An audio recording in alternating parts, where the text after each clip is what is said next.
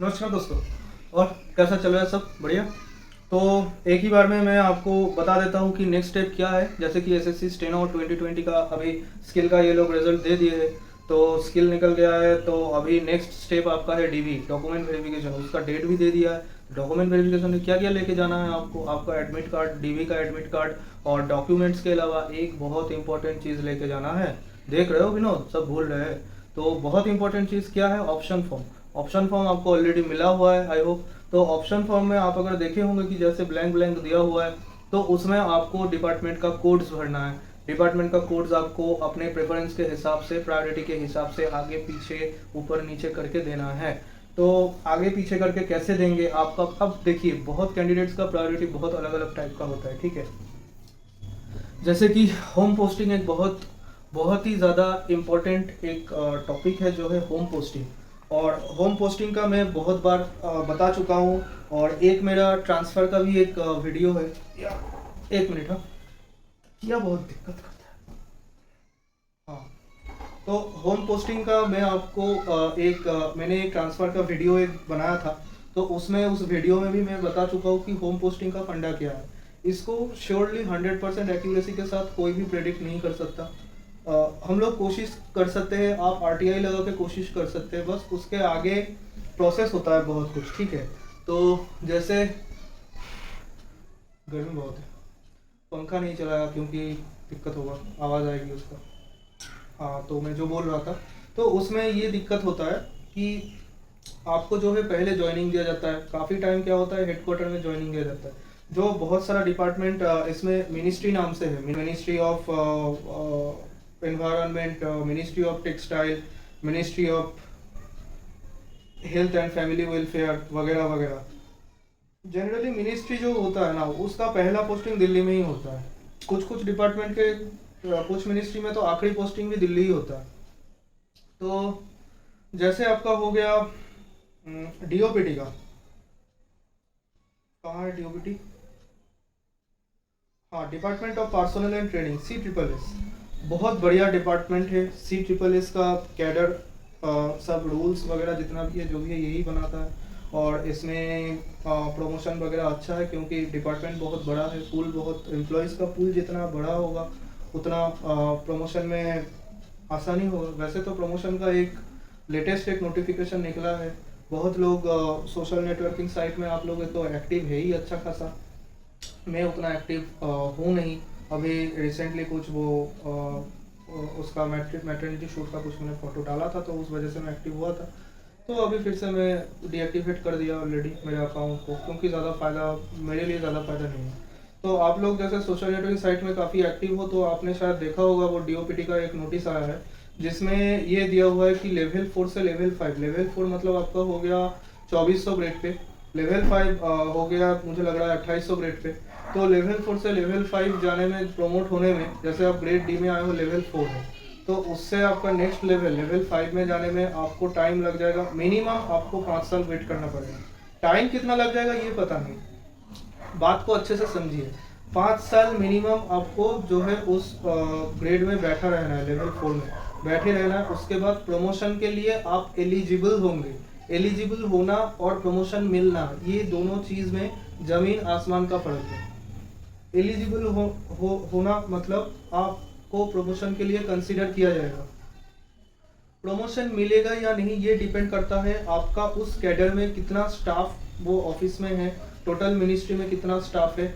आपको अगर प्रमोशन के लिए दूसरा ऑफिस में, दूसरा यूनिट में, किसी और शहर में अगर भेजा जाए, या ऐसा प्रपोजल आए, तो आप उसमें एग्री करते हैं या नहीं, ये सब चीज़ बहुत इंपॉर्टेंट है। मैंने देखा है मेरे ऑफिस में बहुत लोग हैं, पीए मैडम है, और मेरा जो है सर भी है, असिस्टेंट है, और एक यूडीसी है, एक एलडीसी है। तो वो सब उनका प्रमोशन आता रहता है। वो लोग उसको फॉरगो कर देते हैं। फॉरगो मतलब छोड़ देना, क्योंकि वो प्रमोशन कभी आता है जयपुर से, कभी आता है चंडीगढ़ से, कभी आता है भोपाल से। वो लोग नहीं जाना चाहते, उनको नहीं जाना है भाई, छोड़ देते हैं, फॉरगो कर देते हैं। बोलते हैं क्या होगा, ज़्यादा से ज़्यादा पैसे का नुकसान होगा, कोई दिक्कत नहीं, उठा लेंगे, फैमिली के साथ है, घर में है, मस्त है, हमें नहीं चाहिए भाई। लेकिन कुछ लोग होते हैं जिनको प्रमोशन चाहिए, जिनको पोजीशन चाहिए, स्टेटस चाहिए, अपना जो स्टेचर है, अगर मैं काबिल हूँ उस लेवल का, तो मैं उस लेवल में क्यों नहीं जाऊँगा, उस लेवल का काम मैं क्यों नहीं करूँगा, मैं सबऑर्डिनेट ही बन के क्यों रहूँगा, ऑफिसर बनने का पूरा काबिलियत है मुझ पे। तो वो इम्पोर्टेंट नहीं है कि मुझे कहाँ भेजता है, मुझे वो बनना है बस। तो ऐसे आदमी भी होते हैं, वो लोग प्रमोशन ले लेते हैं तुरंत और वो लोग बहुत आगे बढ़ गए हैं। मैंने ऐसे भी आदमी देखे, दिल्ली में अभी पोस्टिंग है, उससे पहले वो चंडीगढ़ में थे, उससे पहले हैदराबाद थे। भाई ऐसे कूद कूद के एलडीसी से अभी असिस्टेंट बन गए, कुछ कुछ दिन बाद तो एसओ बन जाएंगे। तो देखिए हर टाइप का लोग है, हर टाइप का ऑप्शन आपके पास है। तो चलिए अभी बहुत दूसरा बातचीत हो गया, अभी डिपार्टमेंट में आते हैं। तो डीओपीटी का जो हो गया, ये फुल टाइम दिल्ली का डिपार्टमेंट है, ठीक है। इसमें घुमाएंगे फिराएंगे, भारत दर्शन कराएंगे आराम से बिंदास। और बहुत अच्छा डिपार्टमेंट है, माहौल बहुत अच्छा है, वर्क एनवायरनमेंट अच्छा है, तो कोई दिक्कत है नहीं। यार मच्छर ना काट लिया, डेंगू बहुत हो रहा है यहाँ पे। तो एक ये हो गया, C SSS में वैकेंसी अच्छी खासी है। मैं यूआर का बताऊंगा, ठीक है यार, क्योंकि देखो यहाँ पे बहुत सारा है, इतना रिजर्वेशन तो भाई बहुत फैल गया है अभी। तो रिजर्वेशन इतना टाइप का, मैं सिर्फ यूआर का ही बता रहा हूँ, बाकी आप अपने हिसाब से देख लेना। तो पहले मैं ग्रेड सी का बता देता हूँ, कुछ कुछ ही मैं इंपॉर्टेंट बताऊंगा, उसके बाद आप अपने हिसाब से उसको सजा लेना। जो आपको सबसे ज़्यादा बढ़िया लगता है आप वैकेंसी देखिए, वैकेंसी ना देख के कुछ भी डिसीजन मत लीजिए, क्योंकि नौकरी सबसे प्यारी है, उससे ज़्यादा कुछ नहीं। पहले नौकरी इंश्योर कीजिए, उसके बाद दूसरा सुविधाएं देख लेना। तो ग्रेड सी में आपका यूआर में सबसे बढ़िया आपका पोस्ट जो है एक्सटर्नल अफेयर्स का है, और सबसे बढ़िया वैकेंसी भी एक्सटर्नल अफेयर्स में ही है। तो मुझे नहीं लगता कि इसको फर्स्ट में ना रखने का कोई कारण हो सकता है। टॉप में एक्सटर्नल अफेयर्स रहेगा, सेकंड में रहेगा 4600, आप 4600 का बात कर रहा हूँ मैं, तो एक्सटर्नल अफेयर्स टॉप में है। और सेकंड में 4600 में है आपका मिनिस्ट्री ऑफ डिफेंस, लेकिन वैकेंसी काफ़ी कम है। लेकिन 4600 को अगर आपका फर्स्ट प्रेफरेंस है तो आप उसको सेकंड में रखिए, नहीं तो आप सीधा चले जाइए मिनिस्ट्री ऑफ माइंस में, अच्छी खासी वैकेंसी है मिनिस्ट्री ऑफ माइंस। लेकिन वर्क एनवायरनमेंट वगैरह कैसा है, प्रमोशन क्या कैसा क्या है, ये इसका नॉलेज मेरे पास है नहीं।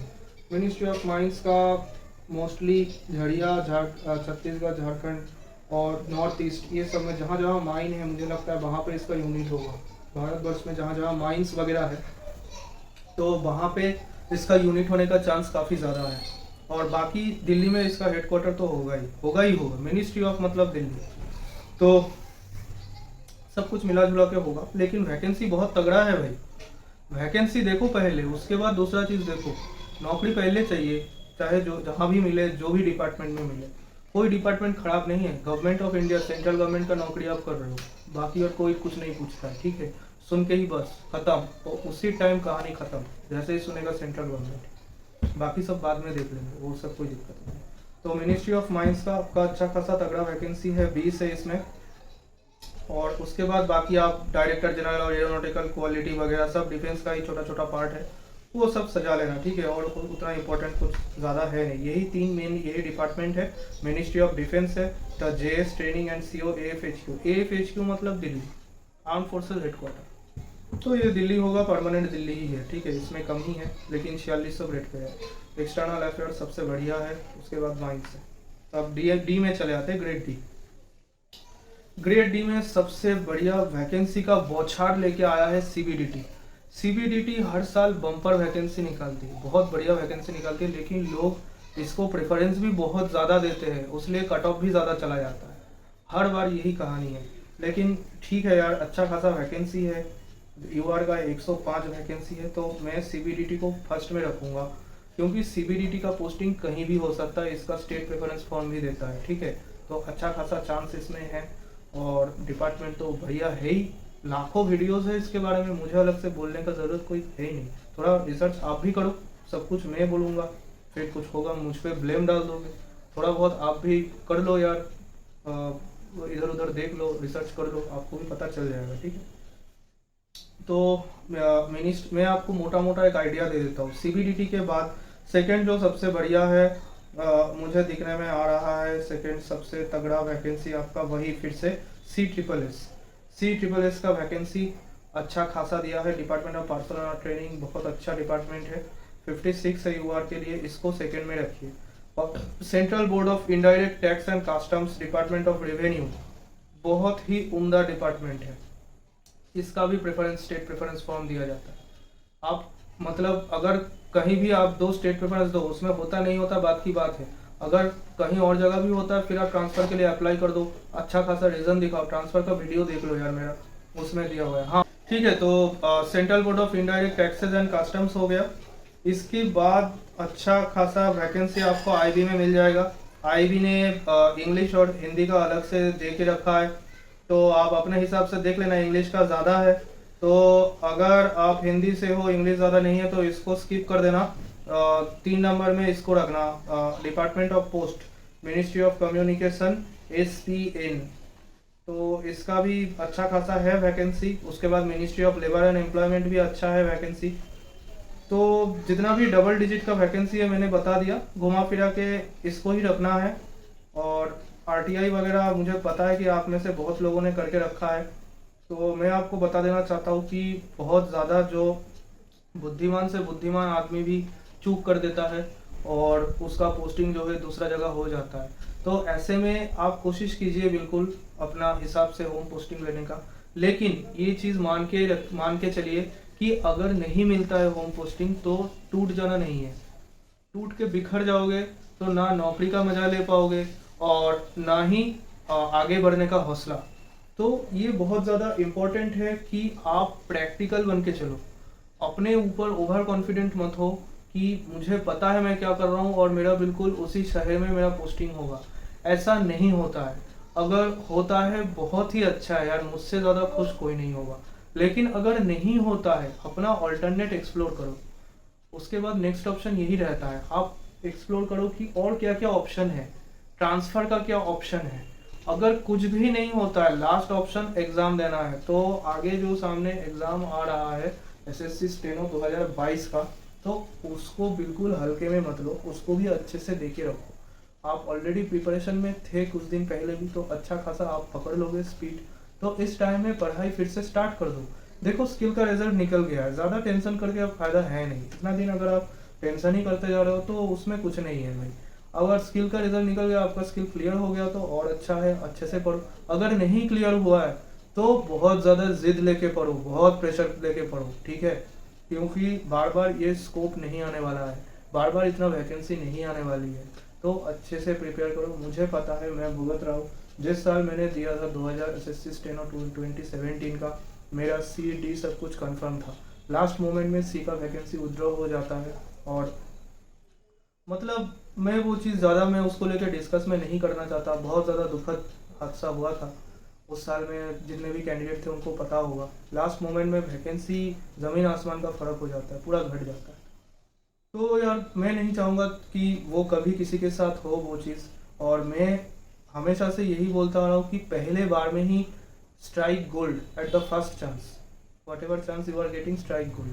क्योंकि अगला चांस जितना आप नेक्स्ट नेक्स्ट नेक्स्ट करते जाओगे ना, उतना ज़्यादा आप कमज़ोर पड़ते जाओगे। ये होता है यार, उतना ज़्यादा आप संसार में इधर उधर में तरह तरह के रिश्तों में उलझते जाओगे और टाइम कम निकाल पाओगे। जिम्मेदारी बढ़ता जाएगा, उम्र के साथ साथ जिम्मेदारी बढ़ता रहता है। और गैर जिम्मेदार आदमी आप भी नहीं हो, मैं भी नहीं हूँ। तो हम सबकी अपने अपने दिक्कतें हैं, ठीक है। तो मुझे लगता है कि फर्स्ट चांस में ही हमेशा अपना बेस्ट देना चाहिए। अगर इस बार नहीं हो पाया तो सामने जो एग्ज़ाम आ रहा है उसमें आप अपना 100% दे के ट्राई करो। निकालना है भाई इस बार, बार बार इतना वैकेंसी नहीं आएगा। एक ही चीज़ में बार बार बोल रहा हूँ। और SSC बहुत फास्ट है, इस बार में वो एकदम टूट पड़ेगा पूरा कैंडिडेट्स के ऊपर, और कैंडिडेट्स को भी सतर्क रहना है। तो ठीक है गाइस, चलिए मोटा मोटी मैंने बोल दिया कैसा क्या होने वाला है। और एक पोस्ट भी मैं डाल दूंगा प्रेफरेंस का 1 2 3 करके, वहाँ पे जो भी सवाल वगैरह है आप लोग पूछ लेना। ओके, तो चलिए ऑल द बेस्ट, पढ़ाई जारी रखिए, प्रिपरेशन जारी रखिए। और जिनका हो गया है बहुत बढ़िया बात है, आगे का आप ये सब प्रिपेयर करके रखिए। और नेक्स्ट जो कमिंग एग्ज़ाम है इसको भी अच्छे से दे दीजिए, ठीक है। आपके लिए भी अच्छा है, फ्यूचर के लिए अच्छा रहेगा। चलिए बाय।